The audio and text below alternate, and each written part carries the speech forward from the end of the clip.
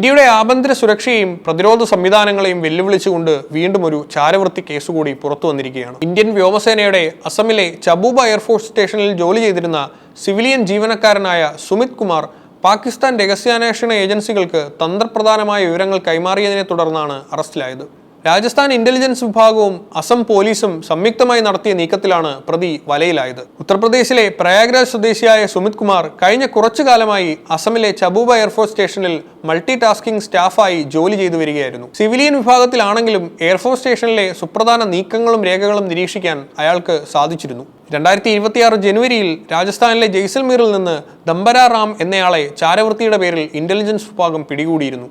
ഇയാളെ വിശദമായി ചോദ്യം ചെയ്തപ്പോഴാണ് പ്രതിരോധ മേഖലയിൽ ജോലി ചെയ്യുന്ന മറ്റൊരാൾ കൂടി ഈ ചാരവൃത്തി ശൃംഖലയിൽ ഉണ്ടെന്ന വിവരം ലഭിക്കുന്നത്. തുടർന്ന് നടത്തിയ ശാസ്ത്രീയമായ അന്വേഷണങ്ങളും നിരീക്ഷണങ്ങളുമാണ് സുമിത് കുമാറിലേക്ക് എത്തിയത്. അന്വേഷണ ഉദ്യോഗസ്ഥർ നൽകുന്ന വിവരങ്ങൾ പ്രകാരം 2023 മുതൽ സുമിത് കുമാർ പാകിസ്ഥാൻ ഹാൻഡിലറുമായി ബന്ധപ്പെട്ടിരുന്നു. സോഷ്യൽ മീഡിയ പ്ലാറ്റ്ഫോമുകൾ വഴിയാണ് ഇവർ തമ്മിൽ ബന്ധപ്പെട്ടിരുന്നത്. സാധാരണയായി പാക് ചാര സംഘടനകൾ ഉപയോഗിക്കുന്ന ഹണി ട്രാപ്പ് എന്ന രീതിയാണ് ഇതിനു പിന്നിൽ ഉപയോഗിച്ചിരിക്കുന്നത്. പണത്തിനു വേണ്ടിയാണ് സുമിത് ഈ വിവരങ്ങൾ ചോർത്തി നൽകിയത്.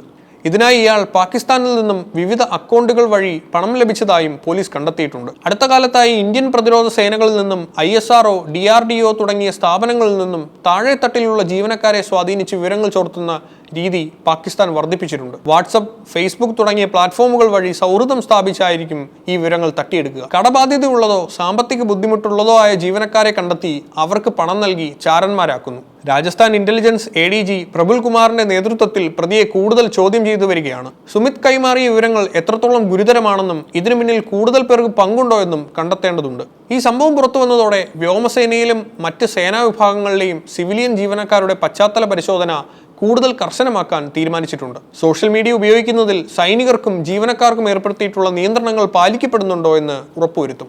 സുമിത് കുമാറിനെതിരെ ഔദ്യോഗിക രഹസ്യ നിയമപ്രകാരം കേസെടുത്തിട്ടുണ്ട്.